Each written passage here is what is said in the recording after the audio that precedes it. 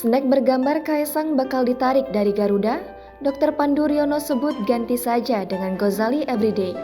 Beredar foto snack atau makanan ringan bergambar ilustrasi wajah putra bungsu Presiden Joko Widodo, Kaesang Pangarep di pesawat Garuda Indonesia. Makanan ringan bergambar ilustrasi wajah Kaesang itu diketahui sebagai paket makanan yang disediakan Garuda Indonesia saat penerbangan Desember tahun lalu. Rencananya, makanan ringan bergambar ilustrasi wajah Kaesang itu akan segera ditarik dari Garuda Indonesia.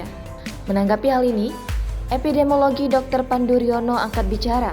Dr. Pandu Riono bahkan mengusulkan agar gambar ilustrasi wajah Kaesang Pangarep diganti dengan wajah Gozali Everyday. Menurut Dr. Pandu Riono, wajah Gozali Everyday lebih keren dan memiliki nilai komersial. Sebagai informasi, Gozali Everyday menjadi viral usai berhasil meraup 13,8 miliar rupiah karena menjual NFT di OpenSea. Foto-foto tersebut merupakan swafoto dirinya sendiri yang diambil sejak tahun 2017 lalu.